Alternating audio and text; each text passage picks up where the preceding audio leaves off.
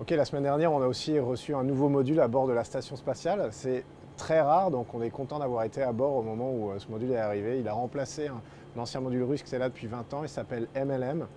On a eu quelques aventures à la suite de ce docking, parce que malheureusement, quand on l'a intégré au système de la station, il s'est cru en plein vol, donc il a commencé à établir son orientation personnelle.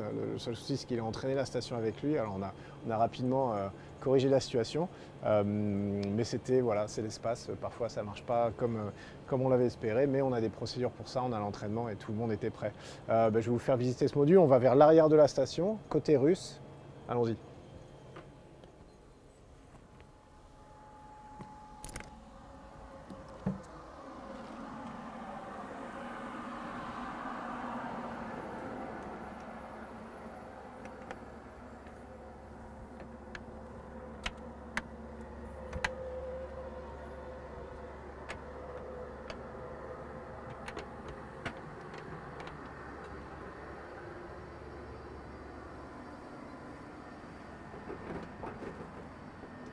Voilà, c'est ici que ça se passe, vers le bas, vers la Terre, le module le plus récent de la station spatiale, 2020.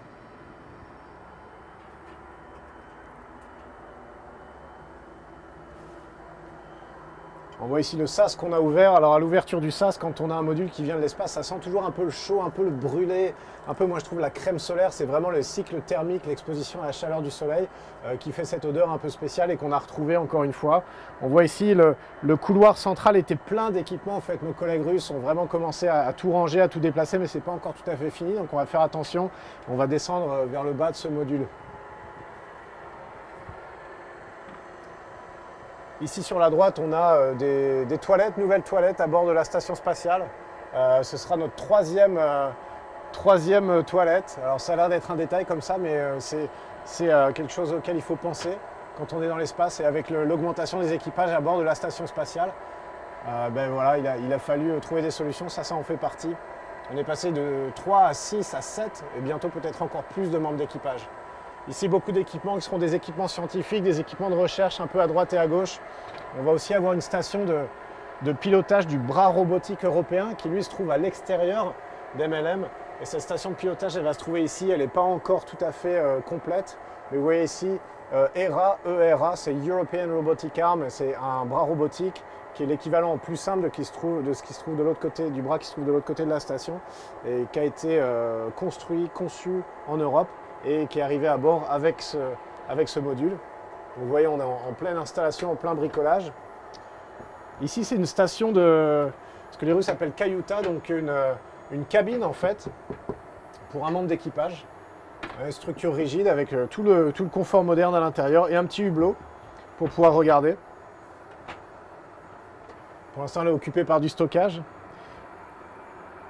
Et puis ici, tout en bas, c'est une deuxième partie du MLM. Et ça, c'est un module qui a une forme assez ronde, en fait, qui va servir à arrimer.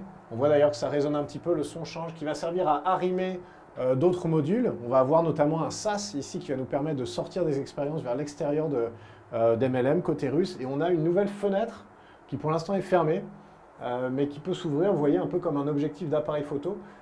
Qui est assez vaste en fait, assez grande et qui regarde un petit peu à 45 degrés vers la Terre, donc ce sera vraiment un super endroit pour observer la Terre une fois qu'on l'aura ouverte, mais malheureusement ce n'est pas encore au programme.